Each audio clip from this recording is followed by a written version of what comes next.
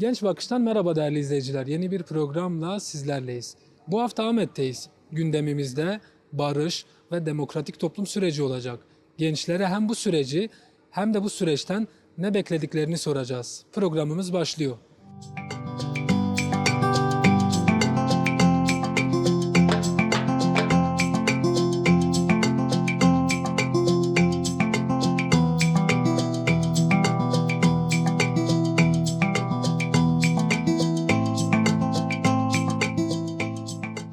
Barış ve demokratik toplum süreci bir aşamaya geldi. Siz bunu nasıl değerlendirirsiniz? Ne söylemek istersiniz?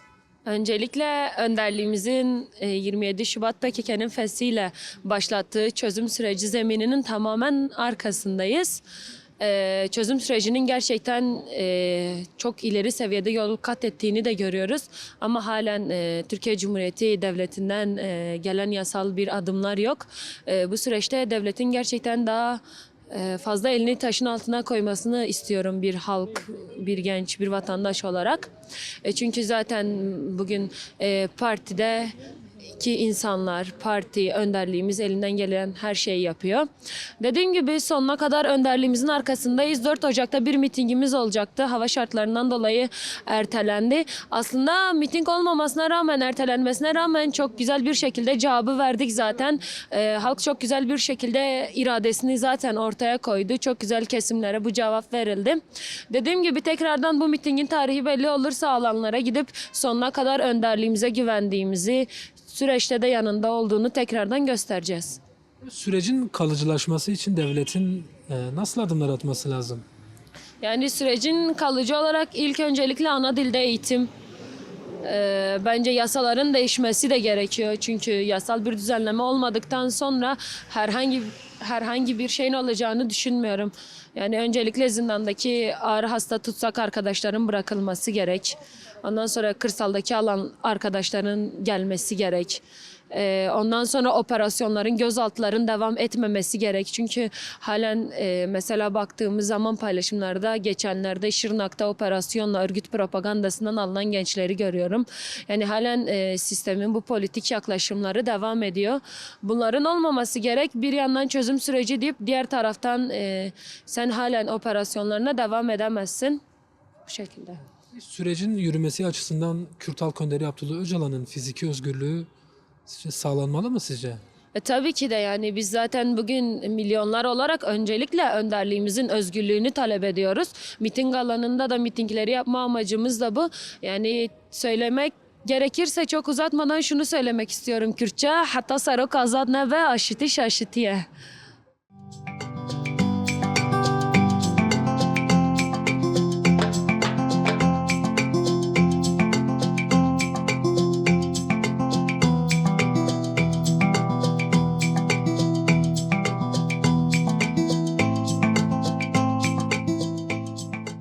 Barış ve demokratik toplum süreci belli bir noktaya geldi. Siz bunu nasıl değerlendirmek istersiniz? Beklentileriniz ne? Ne düşünüyorsunuz? Yani şimdilik beklentilerimiz iyi zaten. Bu ülkede zaten herkes eşittir, eşit de kalacaktır zaten. Çözüm süreci aslında bizim halkımıza göre güzel bir şeydir aslında. Neden? Artık yani iki tarafında artık yıllardır aralarında veren bu savaşın, kanın bitmesi, annelerimizin gözyaşları yeter artık. Yani bir çözüm olmak zorunda artık. Bunun için yani çözüm sürecini destekliyoruz yani şahsen. Her iki taraf da anne evladı. Yani onun için biz barış sürecini istiyoruz beyefendi. Onun için destekliyoruz yani şahsen çözüm sürecini. Size göre devlet tarafının hangi adımları atması lazım sürecin kalıcılaşması için? Devletin hangi adımları atması lazım? Ama şimdilik misal devlet misal nasıl diyeyim? Eskiden yapılan Kürt'e yapılan zulümden dolayı ve Kürt halkının halen de onlara karşı bir baskısı vardır.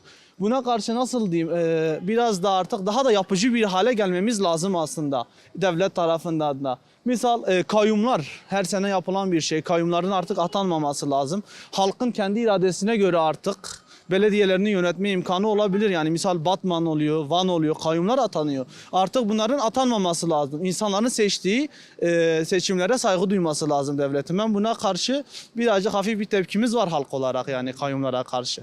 Yasal olarak nasıl düzenlemeler yapılmalı sizce? Yasal olarak düzenlemeler öncelikle barış ve çözüm sürecinde öncelik halk olmasını istiyorum. Öğrenciler olması lazım. Yani öğrenci kardeşlerimizin imkanları bu dönemde çok zorlaşıyor. Çünkü yol ücretidir, yemek ücretidir. Bunlar bayağı kasıyor artık. Yurtların çoğu genelde para oluyor. Çözüm sürecinde sadece iki tarafın birleşip de artık Türkiye'nin halkın nasıl istediğim halkın içinde artık bir birlik olması lazım. İki tarafın artık siyaset alanında silahlar veya uçaklar almak zorunda değiller artık. Nasıl istediğim artık o parayı ülkemiz için kullanmaları bir yandan çok önemli bir şey aslında. Bunu birlik olup ülkemizi de kalkındırmak için çabalayabiliriz misal siyasi açıdan. Bunu istiyoruz yani halk olarak artık silaha veya başka şeye para vermek yerine kendi ülkemizin barış için daha da ABD'den bir farkımız olmayabilir aslında. Birlikte kalkınabiliriz. Birlikte nasıl söyleyeyim?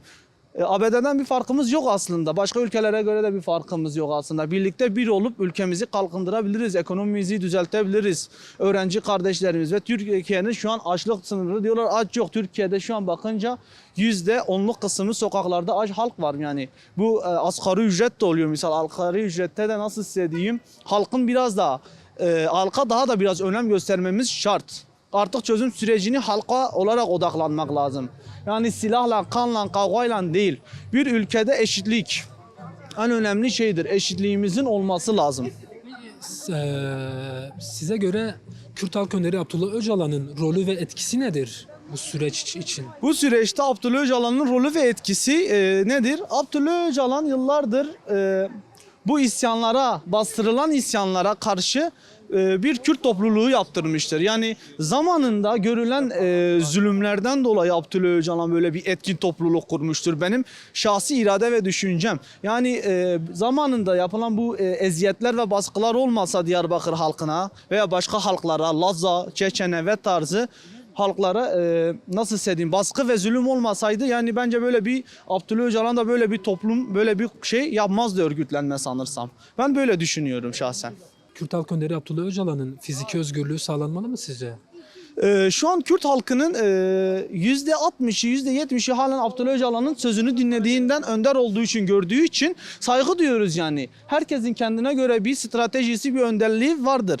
Onun özgürlüğü aslında güzel bir şey olabilir yani. Abdullah Öcalan'ın çıkıp bir an önce barış çözüm ve sürecine odaklanması lazım. Artık halkın ezilmesi, kan dökülmesi, annelerin, çocukların artık gözyaşları akıtılmamasını istiyoruz şahsen. Abdullah Öcalan olur veya nasıl size söyleyeyim Selahattin Demirtaş olur. Etken roldeki insanların bir an önce misal siyasetle halkla birlikte artık gerçekten bir barışa girmek zorunda olduklarının farkındayız. Çünkü ülkemiz gün gün geçtikçe ülkemizin durumu kötü oluyor şahsen.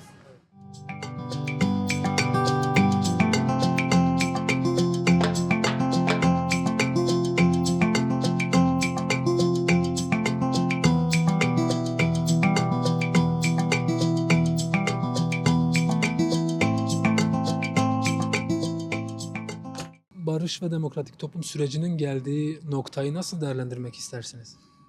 İnan ki şu an dediğimiz bu demokratik süreç yani sanki gelmiş bir yerde tıkanmış gibi oluyor şu an. İlk başta adımlar atıldı PKK tarafından, olumlu adımlar atıldı. Gerçekten bir barış sistemi vardı. Tabii bunun yanı sıra Sayın Abdullah Öcalan için de bir özgürlük söz konusu oldu. Lakin şu an baktığımızda yani Türkiye devleti, daha doğrusu hükümeti yani herhangi bir olumlu adım atmış diyemeyiz. Perde arkasında ne var ne yok bilemeyiz onu. Hali hazırda görebileceğimiz bir durum yok yani. Bu. Yani şu an adım bekleniyor hükümet tarafından ama halka, kamuya yansıyan bir durum yok. Sizce bu adımların ne olması gerekiyor? Yani temel olarak yani Kürtlerin tanınması gerçekten toplumda bir söz sahibi olmaları gerekir. Bir de yani ana dil mevzusu bayağı derin bir konu aslında ama bunun bir netliğe erişilmesi lazım. Yani diyorlar ki işte istediğiniz zaman konuşabiliyorsunuz. Kürtçe ne istiyorsanız yapıyorsunuz falan gibisinden. Hayır ama eğitimin dili burada Kürtçe olması lazım. Yani çoğu arkadaşlarımız var mesela üniversitede veyahut lisede Kürtçe eğitim almak istiyorlar. Niye biyoloji dersi Kürtçe olmasın? Niye edebiyat dersi Kürtçe olmasın? Niye matematik Kürtçe olmasın? Yani bunların Kürtçe diliyle eğitim verilmesini istiyoruz yani. Yani yasal olarak Tabii yasal olarak da tanınmak istiyoruz. Türkiye Devleti'ne bir ismimiz Türkiye Cumhuriyeti deniliyor da niye burada etnik kökenden ilerliyor? Madem demokratik toplum diyoruz, kardeşlik diyoruz. Yani sadece Türkler yaşamıyor burada. Kürtler de var, Çerkezler de var, Lazlar da var. Yani bu büyük bir sorun. Burada Kürtlerin gerçekten devlet nezdinde tanınması için yasal bir yapının oluşması lazım. peki sizce gençlere nasıl sorumluluklar düşüyor? Gençlerin rolü nedir? Gençler ne yapmalı? Yani baktığımızda gerçekten gençler bir şeyler yapmak istiyor. Bunun e, olumsuz etkisi de yapılan baskılar. Yani gerçekten baskı aygıtları çok fazla gençlere yönelik yapılıyor. Yani kimse düşüncesini rahat bir şekilde söyleyemiyor. Yani şu an konuşuyoruz. Ne malum yarın polis eve baskın yapmayacak. Kendi düşüncemizi özgür bir şekilde yani söyleyemiyoruz. Gençler bundan dolayı biraz çekingen olabilir ama bir şeylerin değişmesini istiyorsak düşüncelerimizi özgür bir şekilde söylememiz lazım. Yani yansıtmamız lazım. Sizce sürecin sağlıklı bir şekilde yürümesi için Kürt Halk Önderi Abdullah Öcalan'ın fiziki özgürlüğü sağlanmalı mı? Tabii kesinlikle. Çünkü şu an tek muhatap o diyebiliriz. Çünkü hepimiz de biliyoruz. O bu süreci başlattı. Onun sayesinde başladı. Fiziki özgürlüğü olmalı ki bu süreç olumlu bir şekilde devam etsin. Olmadığı sürece bu süreç yok hükmünde diyebiliriz yani. Buradan gençlere bir çağrım var mı? Gençlere çağrım kendilerini bilsinler. Kürtlüklerine sahip çıksınlar. Önderleri kimdir bilsinler. Ne yapmış, ne yapacağını yani bilsinler, okusunlar. Yani önderlerini okusunlar. Çok teşekkürler. Ben teşekkür ederim, rica ederim.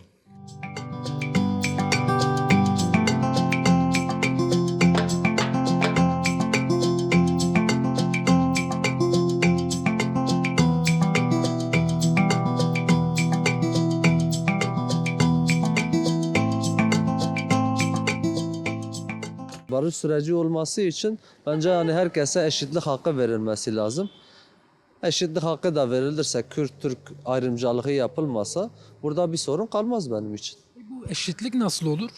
Yani eşitlik dediğimiz zaman şimdi adalet üzerine baktığımız zaman Kürt-Türk ayrımcılığı yapılmasa bir eşitlik vardır benim için. Bir sorun yoktur. Yani bugün yani diyecek başka bir şey de bulamıyorum. Hani ayrımcılık yapılmasa ve barış süreci dediğimiz şey barışa herkes yönelirse bugün hiçbir sorun kalmaz. Ama baktığımız zaman barış sorunlarıdır, başka şeylerdir. Hep nasıl desem siyasiye girmek istemiyorum aslında. Siyasi konularda hep farklı şeyler konu alıyor. Bilmem yok şudur, yok budur. Hani konuyu bile orada değiştiriyorlar barış süreci üzerinden. Siyasete girince hani çıkılmaz bir şeydir benim için. Bu sürecin kalıcılaşması için, barışın olması için devletin hangi adımları atması lazım? İlk başta şöyle söyleyeyim, bir sözleşme yapsınlar. Biz bu barış sürecinden hiç çıkmayacağız.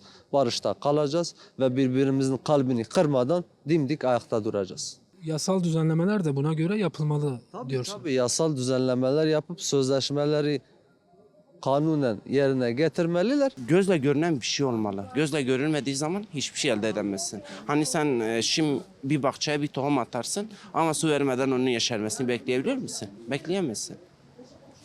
Peki sizce Kürt Halk Önderi Abdullah Öcalan'ın süreç için etkisi ve rolü nedir? %100 yani Abdullah Öcalan da şeyi geçiyor, sözü geçer yani Kürtlerde. Çünkü kendini adamış bir insan. Size göre gençlerin nasıl sorumluluklar alması lazım böylesi bir Vallahi süreçte? abi sorumluluk şu şekil sana diyeyim hani bir şeyi üstüne gidersin. Hani barışsa barış, çözümse çözüm. Biz bunu yollarız ama aynı tarafta da karşı taraftan da aynı şeyi bekleriz. Hani her zaman bizden taraf olsunlar. Ya da hani her şeyi bizden beklemesine biraz onlar da çaba göstersin illaki olur yani. Sürecin kalıcılaşması için devlet tarafının adım atması lazım. Aynen. Devlet tarafına adım atması lazım. Her yurttaşın eşit olması lazım. Böyle değil mi sence? Budur abi. Türkiye'de bir süreç başladı. Bu sürecin geldiği aşamayı nasıl değerlendirmek istersiniz? Ben gayet olumlu karşılıyorum. Bence kesinlikle doğru bir süreç. Barış olması gerekiyor zaten. En başından beri olması gerekiyordu. Umarım güzel bir şekilde ilerler. En kısa sürede siyasiler çıkar. Böyle düşünüyorum. Bu sürecin kalıcılaşması için nasıl adımlar atılması gerekiyor size göre? Öncelikle Kürtlere eşit davranılması gerekiyor. Kendi dilimizde konuşmamızı isterdim yani. Onun dışında Kürtler ve Türkler eşit olursa bence hiçbir problem çıkmaz diye düşünüyorum. Barış içinde yaşayabiliriz. Öyle düşünüyorum. Barış önemli diyorsunuz. Evet, barış önemli. İnşallah da olur. Peki bu somut adımları biraz açabilir miyiz yani? Devletin nasıl somut adımlar atması gerekiyor? Yani bu adımlar işte şu olmalı diyebileceğiniz bir örnek var mı? Yani mesela okullarda Kürtçe de öğretilmeli en başta. İlk büyük bir adım olabilir bizim için. Çünkü kendi dilimizi yasalaştırırlarsa biz de bu ülke için yabancı olmayız. Kendi ülkemiz gibi hissederiz bence.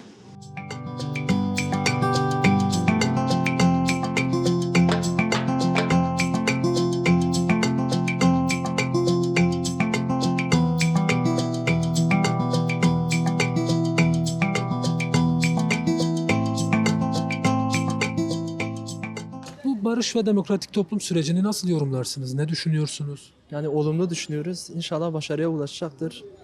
Yani güveniyoruz. Başarıya ulaşması için ne yapılması lazım? Tabii yani anayasal değişikliklerin olması lazım. Ana dil ve diğer hani yargının biraz daha adil olması lazım. İşte anayasal düzenleme lazım. Yani onun dışında Bu düzenlemeler sizce ne olmalı? yani öncelikle ana dilde eğitim olabilir. Yani o olursa diğerleri de gelir bence. Yani bu şekilde. Sizce Kürt Halk Önderi Abdullah Öcalan'ın fiziki özgürlüğü bu süreç açısından önemli mi sizce? Önemli tabii ki. Yani sağlanması lazım. Bu şekilde. Yani sürecin kalıcılaşması için Tabii iki tarafın da birbirine verdiği güven için önemli bir şey. Önemli bir adım. Güven sağlanması için. devletin olumlu somut adımlar atması lazım. Aynen. İki tarafın da somut adım atması için önemli bir adım olur. Peki gençlere size göre nasıl sorumluluklar düşüyor? Gençlerin ne yapması lazım bu süreçte? Tabii ki sahiplenmeli. Hani üstüne düşeni yapmalı. Süreci sahiplenmeli. Hani sadece tek taraflı değil, diğer tarafın da aynı şekilde sahiplenmesi lazım ki hani bu olayların artık son bulması için, hani eşit yurttaşlık için yani iki tarafın da sahiplenmesi lazım aslında. Çok zor bir şey değil ama hani geçmişteki olaylara bakınca tabii bir taraf tepki gösteriyor, kimi taraf daha olumlu bakıyor ama bence olumlu bakılmalı artık. Hani bu içinde bulunduğumuz yıl itibariyle son bulmasını temenni ediyoruz. O şekilde. Barış önemli diyorsun. Tabii tabii. Yani zaten hani savaşla olsaydı kaç yıldır olmuyor zaten. Yani barış tabii ki önemli. Genç Bakış programının sonuna geldik. Gündemimizde barış ve demokratik toplum süreci vardı. Gençler sürecin sağlıklı yürümesi için devletin bir an önce adımlar atması gerektiğini belirttiler. Ve yine Kürt Halk Önderi Abdullah Öcalan'ın fiziki özgürlüğüne kavuşması gerektiğini belirttiler. Haftaya aynı gün ve aynı saatte görüşmek dileğiyle hoşça kalın.